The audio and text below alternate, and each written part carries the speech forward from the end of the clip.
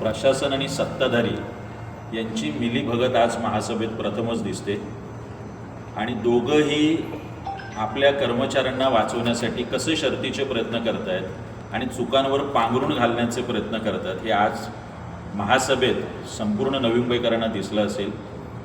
जर निष्काळजीपणा झालेला नाही आहे तर सोनम डोंगरे या आमच्या भगिनीचा मृत्यू कशामुळे झाला याचं कुठलंही उत्तर दिलं गेलेलं नाही.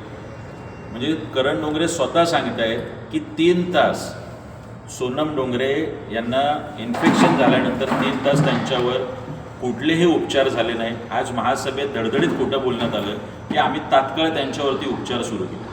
बरं, जर आपल्याला कल्पना होती की उपचार आपल्या ऐरोली इथल्या हॉस्पिटलमध्ये होऊ शकत नाही कारण तिकडे ICU आणि व्हेंटिलेटर नाही आहे, आपण तात्काळ अर्ध्या तासात त्यांना NMC हॉस्पिटलमध्ये वाशीच्या का शिफ्ट केलेलं नाही आहे? तिथे सुद्धा अर्धा तास घालवला.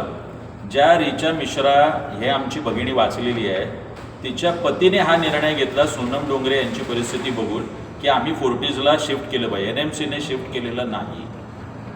उपचार नीट झालेले नाही, निष्काळजीपणा झाला आहे. बरं, चौकशी समिती जी JJच्या डीनच्या अध्यक्षतेखाली नेमली त्यांनी CCTV पाहिलेत का सगळे?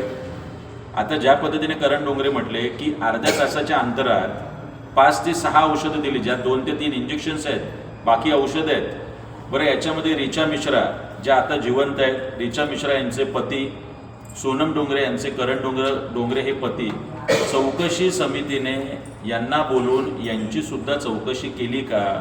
यांचंसुद्धा स्टेटमेंट चौकशी समितीच्या अहवालात रेकॉर्ड झालं आहे का? अशी कुठलीही गोष्ट न होता प्रशासनाला वाचवण्यासाठी सत्ताधारी यांचा मिलाप आज महासभेत दिसला. हे दुर्दैव आहे की आम्ही तुमच्यावरती कुठलेही प्रयोग करू आणि सुद्धा आम्ही वाचू, मात्र लोक मेले तरी चालतील अशा पद्धतीचा निर्लज्जपणा प्रशासन आणि सत्ताधारी यांच्यामध्ये आज नवी मुंबईत दिसतो. आज सभागृहात असं म्हटलं हा अहवाल पूर्णपणे चुकीचा आहे. त्यांनी माझी याच्यामध्ये अजिबात सहमती नाही आहे.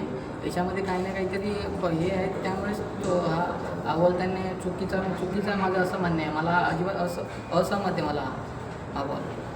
नेमकं काय चुकीचं काय वाटतं तुम्हाला? कसं काय झालेलं आहे ते सांगा. औषधं चुकीचे किंवा वेळेत काय तुम्हाला वाटतं? त्यांनी जे पण प्राथमिक अहवालमध्ये सांगितले की हायपर टेन्शन वगैरे होतं. टेन्शन वगैरे तर काहीच नव्हतं. एक अर्धा तासाआधी एकदम माझी एकदम माइंड फ्री औषध माझ्या औषध बोलली ती.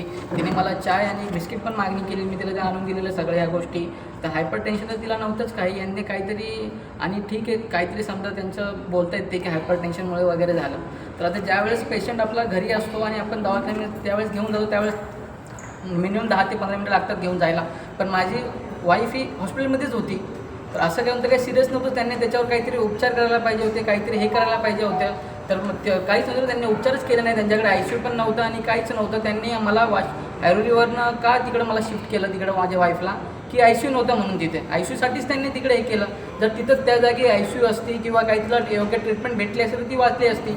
आणि ज्यावेळेस त्यांनी ॲम्ब्युलन्समधनं माझ्या वाईफला वाशीला हे केलं तर त्या ॲम्ब्युलन्समध्ये काहीच नव्हतं. साधी ॲम्ब्युलन्स होती, व्हेंटिलेटर नव्हतं किंवा कशा प्रकारचे डॉक्टर एकदम हायवाले नव्हते किंवा त्याच्यासोबत नर्स वगैरे असते ती काहीच नाही. नॉर्मल फक्त एकदम बसून ती चॅटवर बोलत होती आणि माझी वाईफला फक्त त्यांनी जाताना सलाईन पण नाही लावलं किंवा काहीच नाही. म्हणजे जी योग्य त्यांनी दिली पाहिजे ट्रीटमेंट त्यांनी दिलीच नाही. ॲम्ब्युलन्समध्ये पण नाही दिली. ॲम्ब्युलन्समध्ये किमान व्हेंटिलेटर पाहिजे होतं ना, व्हेंटिलेटर तिथं नाही तर तो एक 10-15 मिनिटाचा गॅपमध्ये त्यामध्ये पण काहीच नव्हतं. काही संशय वाटतं का? PMचा जो रिपोर्ट त्यांनी प्राथमिक अहवाल दिला आहे ना त्याच्यामध्ये एक 28 मिनिटामध्ये त्यांनी सगळे 5चे इंजेक्शन दिलेले आहेत.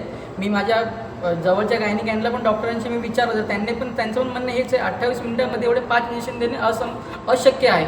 कारण की मिनिमम प्रत्येक इंजेक्शनला 10 मिनिटं तरी लागतात ते ऑब्झर्व वगैरे करून ते बाटली फोडायला सील वगैरे तिचं हे खोलून आतमध्ये पूर्ण इंजेक्शन हे करायला आणि पेशंटला द्यायला मिनिमम 10 मिनिटच लागतात प्रत्येक इंजेक्शनला.